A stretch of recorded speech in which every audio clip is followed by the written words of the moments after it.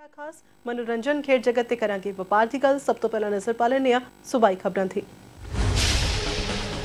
खालिस्तान जिंदाबाद के नारे लिखे जाने के मामले लगातार पंजाब च सामने आ रहे हैं। दिड़बा तो भी अजिहा मामला सामने है जिथे कि सरकारी हस्पताल, स्कूल और नगर पंचायत दीआं कंधां दे उत्ते खालिस्तान जिंदाबाद के नारे लिखे गए। पुलिस वालों मौके ते पहुंच के काले पेंट की स्प्रे के स्लोगन मिटाए गए हैं ते मामले की जांच पड़ताल की जा रही है। दस दिए कोई पहला मामला नहीं है। बीते कई दिनों तो लगातार अजिहे मामले सामने आ रहे हैं।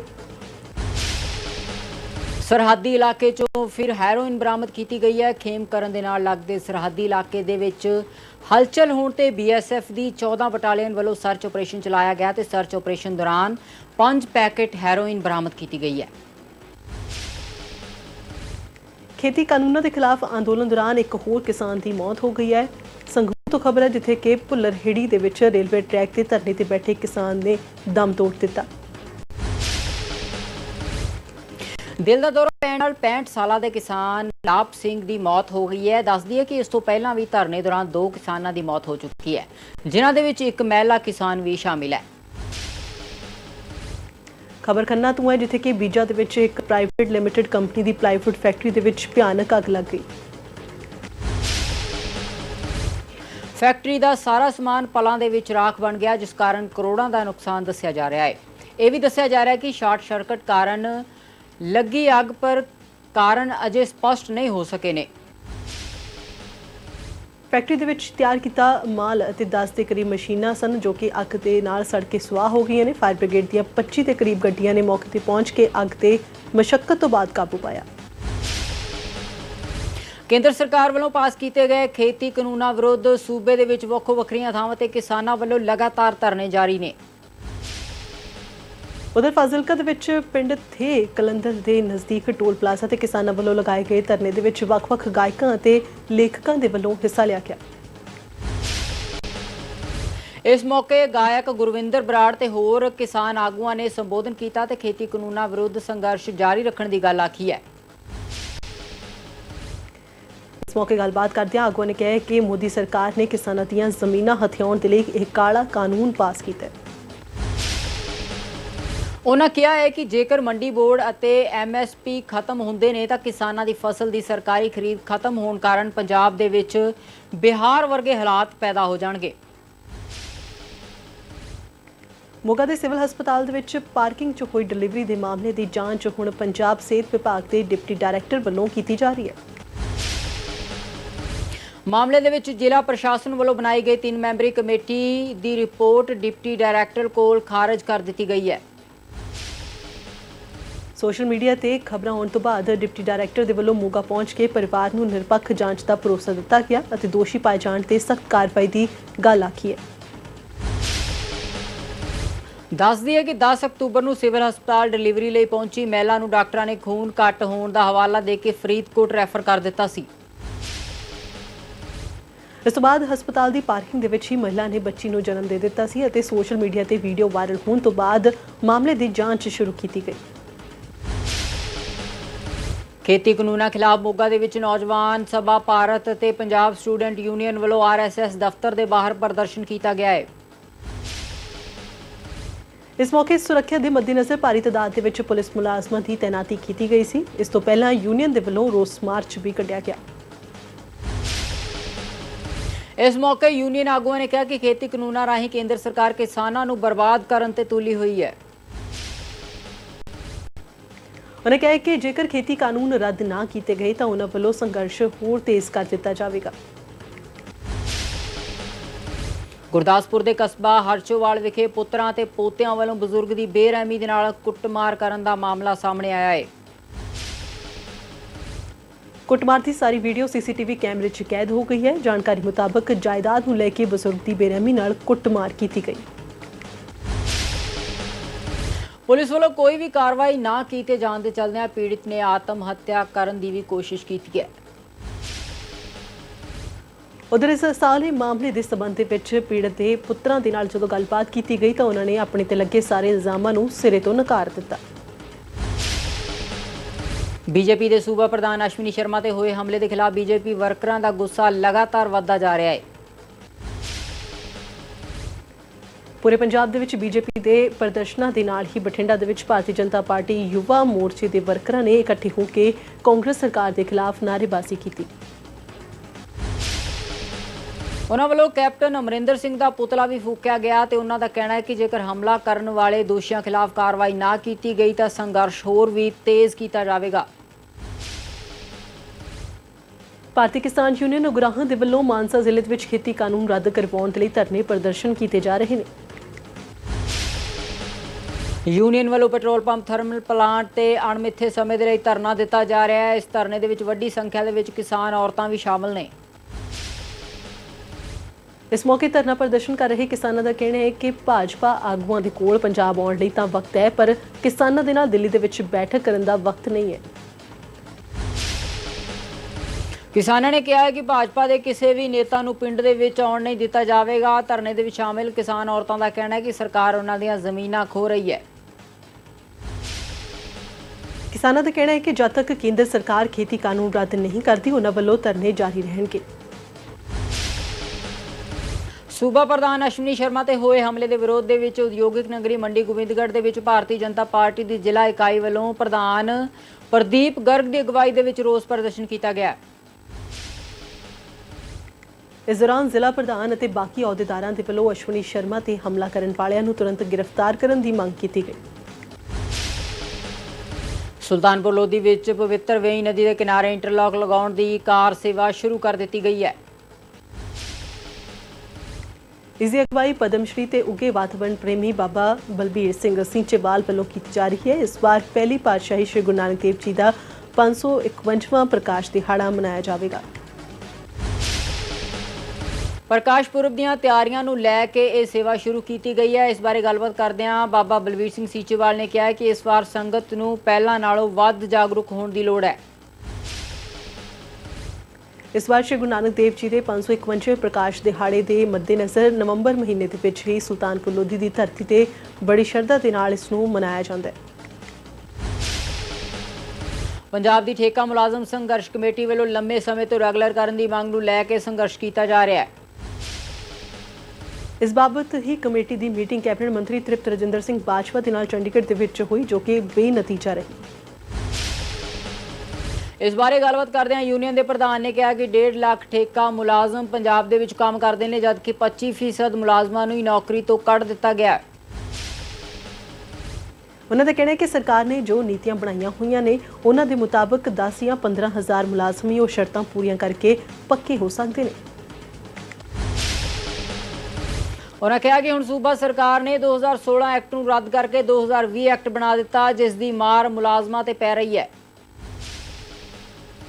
ਸੂਬਾ ਸਰਕਾਰ ਦੇ ਵਾਅਦਿਆਂ ਤੋਂ ਮੁਕਰਨ ਦੇ ਕਰਕੇ ਰੋਹ ਦੇ ਵਿੱਚ ਆਏ ਠੇਕਾ ਮੁਲਾਜ਼ਮਾਂ ਦੇ ਵੱਲੋਂ 24 ਤਰੀਕ ਨੂੰ ਮੁੱਖ ਮੰਤਰੀ ਕੈਪਟਨ ਅਮਰਿੰਦਰ ਸਿੰਘ ਅਤੇ ਪ੍ਰਧਾਨ ਮੰਤਰੀ ਨਰਿੰਦਰ ਮੋਦੀ ਦਾ ਪੁਤਲਾ ਫੂਕਣ ਦਾ ਐਲਾਨ ਕੀਤਾ ਗਿਆ।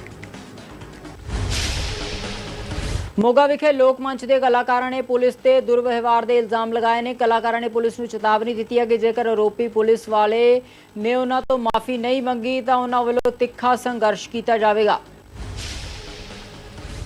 ਉਧਰ ਸਿਟੀ ਥਾਣਾ ਇੰਚਾਰਜ ਨੇ ਕਿਹਾ ਕਿ ਪੂਰਾ ਮਾਮਲਾ ਉਹਨਾਂ ਦੇ ਧਿਆਨ ਦੇ ਵਿੱਚ ਹੈ, ਜਿਸ ਦੇ ਵਿੱਚ ਪੁਲਿਸ ਵਾਲੇ ਦੇ ਕਲਾਕਾਰਾਂ ਨਾਲ ਗਲਤ ਵਿਵਹਾਰ ਕੀਤਾ ਅਤੇ ਉਹ ਉਸ ਸਮੇਂ ਨਸ਼ੇ ਦੇ ਵਿੱਚ ਸੀ ਜਾਂ ਨਹੀਂ, ਇਸ ਦੀ ਜਾਂਚ ਚੱਲ ਰਹੀ ਹੈ। ਜਾਂਚ ਅਧਿਕਾਰੀ ਨੇ ਦੱਸਿਆ ਹੈ ਕਿ ਦੋਵੇਂ ਧਿਰਾਂ ਆਮੋ ਸਾਹਮਣੇ ਬੈਠ ਕੇ ਮਾਮਲਾ ਸੁਲਝਾਇਆ ਜਾਵੇਗਾ। ਇੱਕ ਨਜ਼ਰ ਪਾ ਲੈਂਦੇ ਹਾਂ ਰਾਸ਼ਟਰੀ ਖਬਰਾਂ ਤੇ। ਪ੍ਰਧਾਨ ਮੰਤਰੀ ਨਰਿੰਦਰ ਮੋਦੀ ਦੀ ਪ੍ਰਧਾਨਗੀ ਦੇ ਵਿੱਚ ਕੇਂਦਰੀ ਕੈਬਨਿਟ ਨੇ ਜੰਮੂ ਕਸ਼ਮੀਰ ਅਤੇ ਲੱਦਾਖ ਕੇਂਦਰ ਸ਼ਾਸਿਤ ਪ੍ਰਦੇਸ਼ਾਂ ਦੇ ਲਈ 510 ਕਰੋੜ ਰੁਪਏ ਦੇ ਵਿਸ਼ੇਸ਼ ਪੈਕੇਜ ਨੂੰ ਮਨਜ਼ੂਰੀ ਦੇ ਦਿੱਤੀ ਹੈ। ਕੇਂਦਰੀ ਕੈਬਨਿਟ ਨੇ ਜੰਮੂ ਕਸ਼ਮੀਰ ਤੇ ਲੱਦਾਖ ਦੇ ਵਿੱਚ ਦੀਨ ਦਿਆਲ ਅੰਤੋਦਿਆ ਯੋਜਨਾ, ਰਾਸ਼ਟਰੀ ਪੇਂਡੂ ਰੋਜ਼ੀ ਰੋਟੀ ਮਿਸ਼ਨ ਦੇ ਲਈ 520 ਕਰੋੜ ਰੁਪਏ ਦਾ ਵਿਸ਼ੇਸ਼ ਪੈਕੇਜ ਦਿੱਤੇ ਜਾਣ ਦੀ ਮਨਜ਼ੂਰੀ ਦਿੱਤੀ ਹੈ। ਕੇਂਦਰ ਨੇ ਕਿਹਾ ਹੈ ਕਿ ਕੇਂਦਰ ਸ਼ਾਸਿਤ ਪ੍ਰਦੇਸ਼ ਜੰਮੂ ਕਸ਼ਮੀਰ ਅਤੇ ਲੱਦਾਖ ਦੇ ਵਿੱਚ ਸਾਰੇ ਕੇਂਦਰ ਪ੍ਰਾਯੋਜਿਤ ਅਤੇ ਮੁੱਖ ਯੋਜਨਾਵਾਂ ਨੂੰ ਸਮੇਂ ਸਿਰ ਲਿਆਉਣਾ ਭਾਰਤ ਸਰਕਾਰ ਦਾ ਟੀਚਾ ਹੈ। ਉਧਰ ਜੰਮੂ ਕਸ਼ਮੀਰ ਦੇ ਉਪ ਰਾਜਪਾਲ ਮਨੋਜ ਸਿਨਹਾ ਨੇ ਇਸ ਵਿਸ਼ੇਸ਼ ਪੈਕੇਜ ਦੇ ਲਈ ਪ੍ਰਧਾਨ ਮੰਤਰੀ ਨਰਿੰਦਰ ਮੋਦੀ ਦਾ ਧੰਨਵਾਦ ਕੀਤਾ ਹੈ। ਉਹਨਾਂ ਨੇ ਕਿਹਾ ਕਿ ਇਸ ਦੇ ਨਾਲ ਗ੍ਰਾਮੀਣ ਪਰਿਵਾਰਾਂ ਦੇ ਜੀਵਨ ਪੱਧਰ ਦੇ ਵਿੱਚ ਸੁਧਾਰ ਹੋਵੇਗਾ। ਦਿੱਲੀ ਦੇ ਮੁੱਖ ਮੰਤਰੀ ਅਰਵਿੰਦ ਕੇਜਰੀਵਾਲ ਨੇ ਰਾਸ਼ਟਰੀ ਰਾਜਧਾਨੀ ਦਿੱਲੀ ਦੇ ਵਿੱਚ ਹਵਾ ਪ੍ਰਦੂਸ਼ਣ ਨਾਲ ਨਜਿੱਠਣ ਦੇ ਲਈ ਇੱਕ ਮੁਹਿੰਮ ਰੈੱਡ ਲਾਈਟ ਔਨ ਗੱਡੀ ਆਫ ਦੀ ਸ਼ੁਰੂਆਤ ਕੀਤੀ ਗਈ ਹੈ। ਕੇਜਰੀਵਾਲ ਨੇ ਲੋਕਾਂ ਨੂੰ ਆਵਾਜਾਈ ਸਿਗਨਲ ਤੇ ਰੁਕਣ ਦੌਰਾਨ ਆਪਣੀ ਗੱਡੀ ਦਾ ਇੰਜਣ ਬੰਦ ਕਰਨ ਦੀ ਅਪੀਲ ਕੀਤੀ ਹੈ। WHO ਦੇ ਪ੍ਰਤੀਨਿਧੀ ਡਾਕਟਰ ਸਟੀਫਨ ਪੌਲ ਨੇ ਕੋਰੋਨਾ ਵਿਰੁੱਧ ਲੜਾਈ ਦੇ ਵਿੱਚ ਭਾਰਤ ਵੱਲੋਂ ਮਿਆਂਮਾਰ ਨੂੰ ਕੀਤੇ ਗਏ ਸਹਿਯੋਗ ਦੀ ਸ਼ਲਾਘਾ ਕੀਤੀ ਹੈ। ਉਹਨਾਂ ਕਿਹਾ ਕਿ ਸਮਾਜਿਕ ਦੂਰੀ ਦੇ ਨਿਯਮਾਂ ਦਾ ਪਾਲਣਾ ਕਰਨਾ ਜ਼ਰੂਰੀ ਹੈ ਤੇ ਇਸ ਨੂੰ ਨੈਸ਼ਨਲ ਹੈਲਥ ਅਥਾਰਟੀ ਅਤੇ ਸੈਂਟਰਲ ਕਮੇਟੀ ਨੇ ਵੀ ਅਪਣਾਇਆ ਹੈ। ਉਹਨਾਂ ਨੇ ਕਿਹਾ ਕਿ ਲੋਕਾਂ ਨੂੰ ਹੋਰ ਵੀ ਵੱਧ ਸਾਵਧਾਨ ਰਹਿਣ ਦੀ ਜ਼ਰੂਰਤ ਹੈ।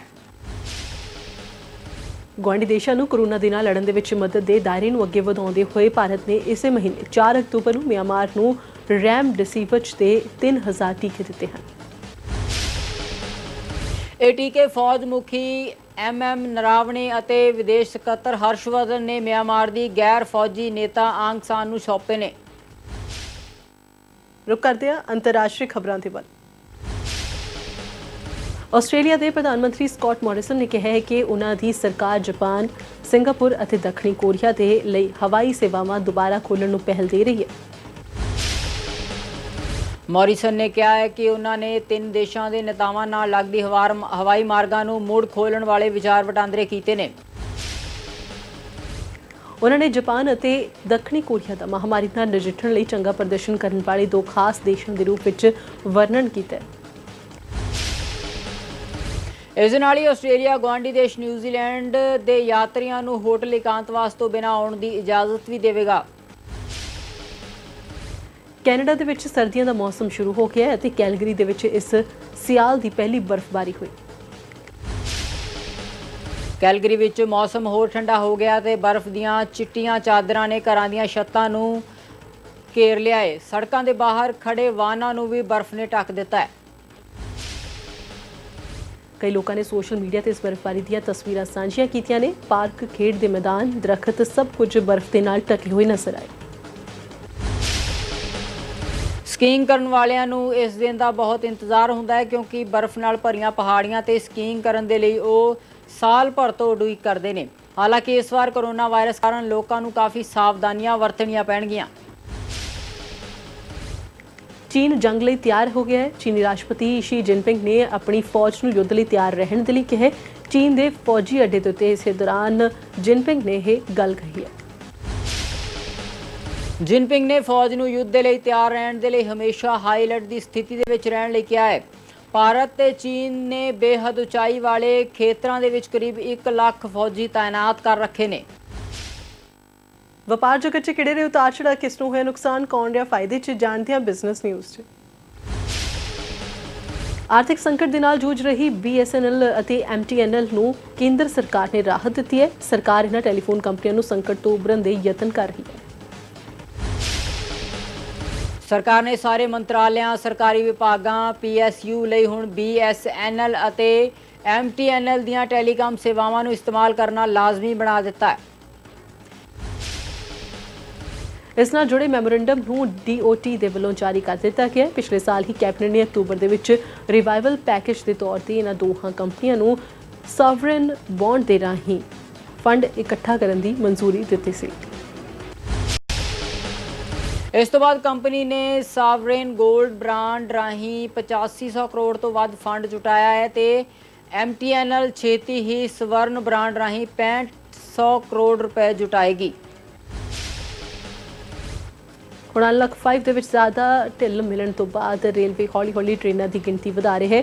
ਇਸ ਤਹਿਤ ਹੁਣ ਸੈਂਟਰਲ ਰੇਲਵੇ ਨੇ ਵੀ ਇੱਕ ਅਹਿਮ ਫੈਸਲਾ ਕੀਤਾ। ਸੈਂਟਰਲ ਰੇਲਵੇ ਵੱਲੋਂ ਯਾਤਰਾ ਦੌਰਾਨ ਸੋਸ਼ਲ ਡਿਸਟੈਂਸਿੰਗ ਦਾ ਪਾਲਣ ਕਰਨ ਦੀਆਂ ਹਦਾਇਤਾਂ ਦਿੱਤੀਆਂ ਗਈਆਂ ਨੇ ਤੇ ਟ੍ਰੇਨਾਂ ਦੇ ਵਿੱਚ ਭੀੜ ਘੱਟ ਕਰਨ ਦੇ ਲਈ ਟ੍ਰੇਨਾਂ ਦੀ ਗਿਣਤੀ ਵਧਾਈ ਜਾ ਰਹੀ ਹੈ। ਇਸ ਦੇ ਤਹਿਤ ਸਬ ਅਰਬਨ ਟ੍ਰੇਨਾਂ ਦੀ ਗਿਣਤੀ 453 ਤੋਂ ਵਧਾ ਕੇ 481 ਕਰ ਦਿੱਤੀ ਗਈ ਹੈ। ਦੁਰਗਾ ਪੂਜਾ, ਦੀਵਾਲੀ ਅਤੇ ਛਠ ਵਰਗੇ ਵੱਡੇ ਤਿਉਹਾਰਾਂ ਨੂੰ ਦੇਖਦਿਆਂ ਹੋਇਆਂ ਗੁਜਰਾਤ ਤੋਂ ਯੂਪੀ, ਬਿਹਾਰ ਦੇ ਮੁਸਾਫਰਾਂ ਲਈ 2 ਦਰਜਨ ਤੋਂ ਜ਼ਿਆਦਾ ਟ੍ਰੇਨਾਂ ਚੱਲਣਗੀਆਂ। ਰੇਲਵੇ ਅਧਿਕਾਰੀਆਂ ਮੁਤਾਬਕ 3 ਨਵੰਬਰ ਤੱਕ 27 ਜੋੜੀ ਟ੍ਰੇਨਾਂ ਚਲਾਈਆਂ ਜਾਣਗੀਆਂ, ਜਿਨ੍ਹਾਂ 'ਚੋਂ 10 ਜੋੜੀ ਟ੍ਰੇਨਾਂ ਨਾਰਥ ਇੰਡੀਆ ਨੂੰ ਜਾਣਗੀਆਂ। ਉੱਥੇ ਹੀ ਕੁਝ ਹੋਰ ਹਿੱਸਿਆਂ ਦੇ ਵਿੱਚ ਵੀ ਟ੍ਰੇਨਾਂ ਚੱਲਣਗੀਆਂ।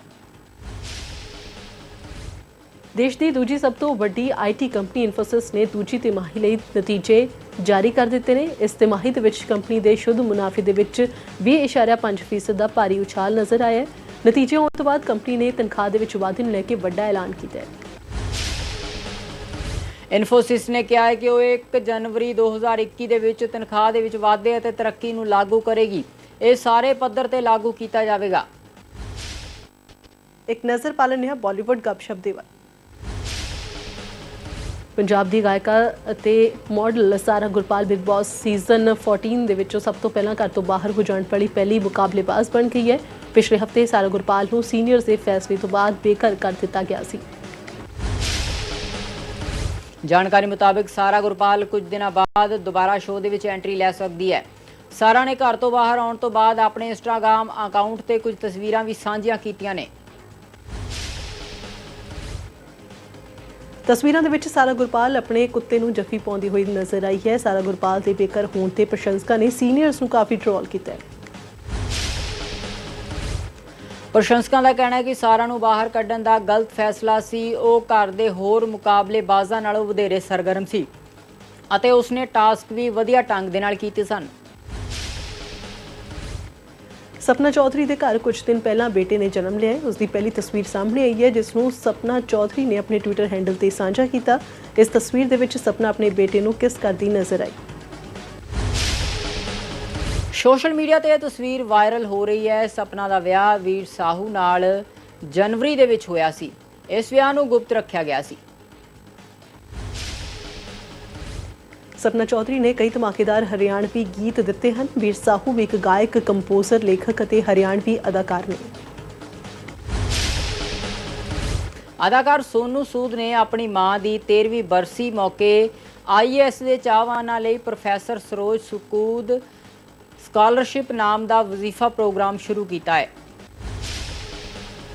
ਅਦਾਕਾਰ ਸੋਨੂ ਸੂਦ ਨੇ 13 ਅਕਤੂਬਰ ਨੂੰ 13ਵੀਂ ਬਰਸੀ ਤੇ ਆਪਣੀ ਸਵਰਗਵਾਸੀ ਮਾਂ ਨੂੰ ਨਵਾਂ ਸਕਾਲਰਸ਼ਿਪ ਪ੍ਰੋਗਰਾਮ ਸਮਰਪਿਤ ਕੀਤਾ।